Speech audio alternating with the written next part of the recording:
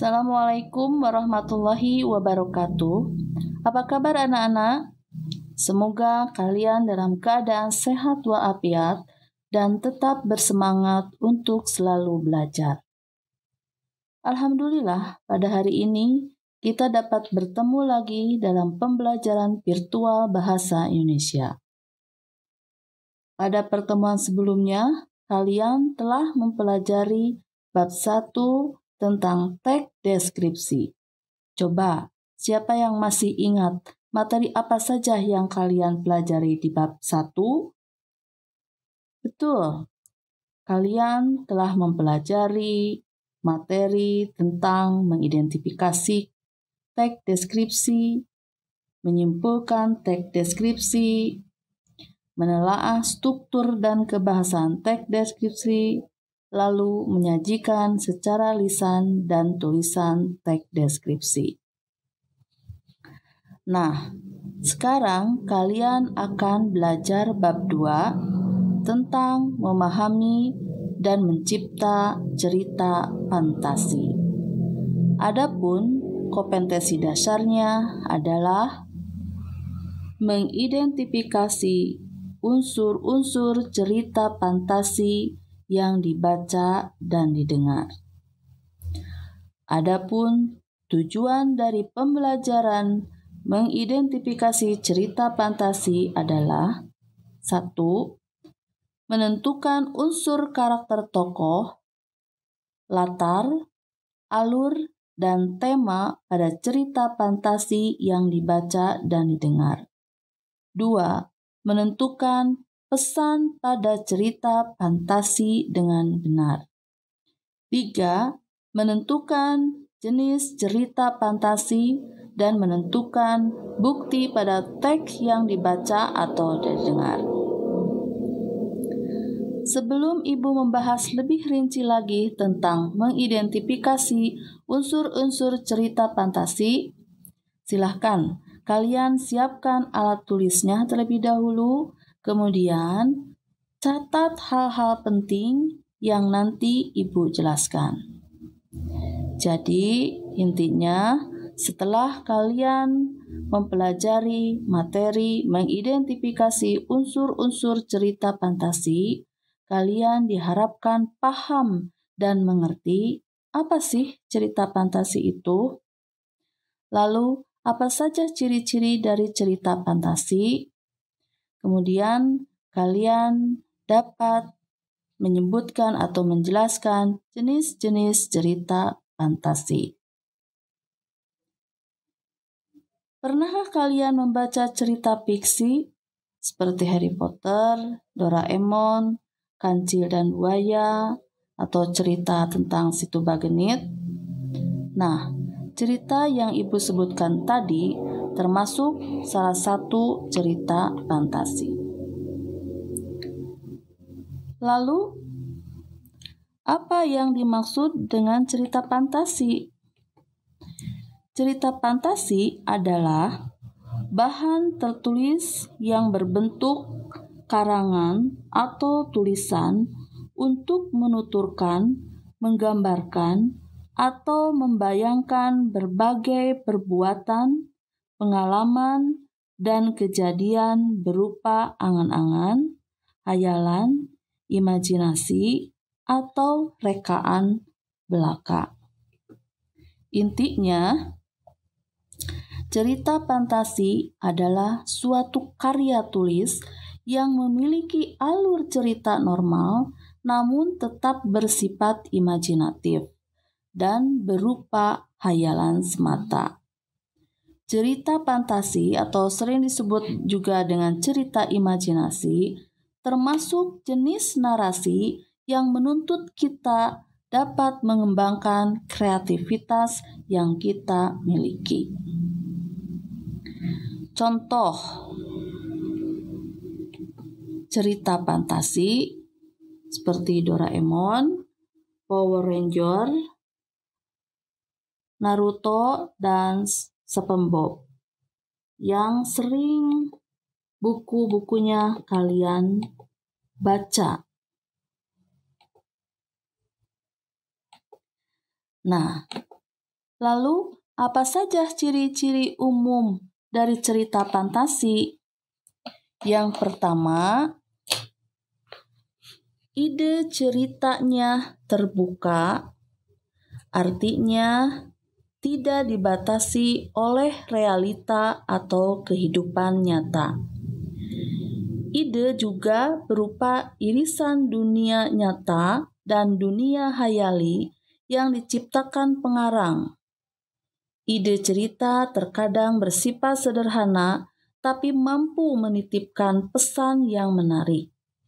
Tema cerita fantasi adalah magic, supernatural, atau futuristik. Contohnya, pertempuran Komodo dengan siluman serigala untuk mempertahankan tanah leluhurnya. Kemudian, cerita tentang petualangan di balik pohon kenari yang melemparkan tokohnya ke zaman Belanda dan zaman Jepang. Yang kedua, bersifat fiktif. Jadi, cerita fantasi bisa diilhami oleh latar nyata atau objek nyata dalam kehidupan, tetapi diberi fantasi. Misalnya, latar cerita dan objek cerita Ugi Agustono diilhami hasil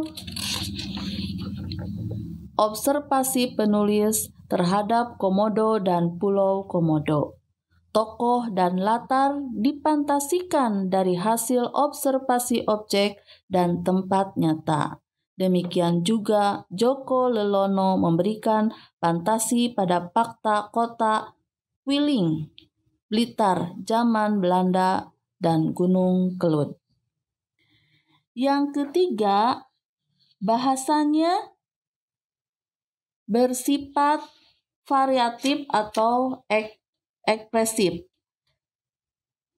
Jadi, bahasanya menggunakan sinonim dengan emosi yang kuat dan variasi kata cukup menonjol.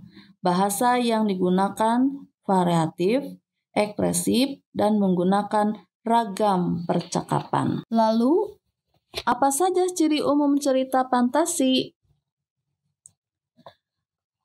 Cerita fantasi mempunyai ciri ceritanya ada keajaiban, keanehan, dan kemisteriusan. Cerita fantasi adalah cerita fiksi bergenre fantasi. Pada cerita fantasi, hal yang tidak mungkin dijadikan biasa. Tokoh dan latar diciptakan penulis tidak ada di dunia nyata atau modifikasi dunia nyata. Dengan begitu, bahwa ciri dari cerita fantasi bersifat magic, supernatural, atau futuristik. Contohnya, cerita Doraemon. Si Doraemon mempunyai kesaktian, yaitu kantung ajaib. Jadi, dengan kantung ajaibnya, dia bisa mengabulkan berbagai permohonan dari sahabatnya. Yang kedua, menggunakan latar yang dapat menembus ruang dan waktu. Peristiwa yang dialami tokoh yang terjadi pada dua latar, yaitu latar yang masih ada dalam kehidupan sehari-hari dan latar yang tidak ada pada kehidupan sehari-hari. Alur dan latar cerita fantasi memiliki kekhasan. Rangkaian peristiwa cerita fantasi menggunakan berbagai latar yang menerobos dimensi ruang dan waktu. Misalnya, tokoh Nono bisa mengalami kejadian pada beberapa latar. Latar waktu liburan di Wligi, latar zaman Belanda, dan sebagainya.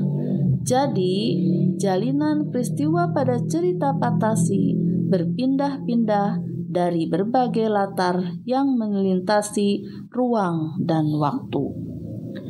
Yang ketiga, tokoh dalam cerita fantasi bisa diberi watak dan ciri yang unik yang tidak ada dalam kehidupan sehari-hari. Tokoh memiliki kesaktian-kesaktian tertentu. Tokoh juga mengalami peristiwa misterius yang tidak terjadi pada kehidupan sehari-hari. Tokoh mengalami kejadian dalam berbagai latar dan waktu. Tokoh dapat ada pada setting waktu dan tempat yang berbeda zaman. Bisa waktu lampau atau waktu yang akan datang. Sekarang Ibu akan menjelaskan tentang unsur-unsur cerita fantasi. Adapun unsur-unsur cerita fantasi terdiri dari 1. Tema. Tema merupakan ide dasar cerita yang menjadi pusat pengembangan cerita. Tema dapat dirumuskan dari rangkaian peristiwa pada alur cerita. Yang kedua adalah alur. Alur merupakan rangkaian peristiwa dalam cerita dengan menggunakan pernyataan sebab akibat. Cerita berkembang dari tahap pengenalan, apa, siapa, dan di mana kejadian terjadi. Timbulnya pertentangan dan penyelesaian atau akhir cerita. Alur dalam cerita fantasi bisa menggunakan alur maju, alur mundur, dan alur maju mundur. Selanjutnya, tokoh dan penokohan adalah pelaku di dalam suatu cerita. Yang keempat adalah latar. Latar yaitu tempat, waktu, dan suasana yang menjadi latar belakang suatu cerita. Contohnya, di sebuah hutan hiduplah seorang putri yang cantik jelita. Pada suatu sore, dia bertemu dengan seorang pangeran. Yang kelima, sudut pandang. Posisi pengarang dalam membawakan suatu cerita. Jadi posisinya bisa sebagai orang ke-1 menggunakan kata aku, atau orang ke-3 menggunakan kata dia, engkau-nya. Sedangkan amanat adalah unsur cerita yang menjadi pesan pengarang melalui ceritanya. Amanat berkaitan dengan nilai-nilai kehidupan yang dapat disimpulkan dari isi cerita. Nah, sekarang Ibu akan menjelaskan tentang apa saja jenis-jenis cerita fantasi. Jenis-jenis cerita fantasi dibagi menjadi beberapa bagian, yaitu kehidupan nyata, dibagi lagi menjadi 2 bagian, yaitu cerita fantasi total yang berisi fantasi pengarang terhadap objek tertentu. Pada cerita kategori ini, semua yang terdapat pada cerita, semua tidak terjadi dalam dunia nyata. Misalnya, cerita fantasi Nagata itu total fantasi penulis. Jadi, nama orang, nama objek, nama kota benar-benar rekaan pengarang. Yang kedua, cerita fantasi irisan, yaitu cerita fantasi yang mengungkapkan fantasi tetapi masih menggunakan nama dalam kehidupan nyata, menggunakan nama tempat yang ada dalam dunia nyata atau peristiwa pernah terjadi pada dunia nyata. Bagian keduanya merupakan latar belakang cerita. Latar belakang cerita bisa latar sejaman, berarti latar yang digunakan satu masa, bisa fantasi masa kini, fantasi masa lampau, atau fantasi masa yang akan datang. Yang kedua, latar lintas, latar lintas waktu. Berarti cerita fantasi menggunakan dua latar waktu yang berbeda. Misalnya, masa kini dengan zaman prasejarah. Kemudian masa kini dan 40 tahun yang akan datang. Nah, apakah kalian sudah paham tentang ciri-ciri dari cerita fantasi?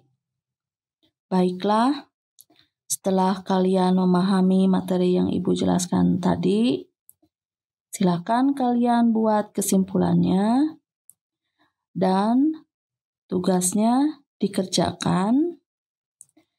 Bacalah teks cerita fantasi yang berjudul Kekuatan Ekor Biru Nagata di buku paket Bahasa Indonesia kelas 7 halaman 45 sampai dengan halaman 47.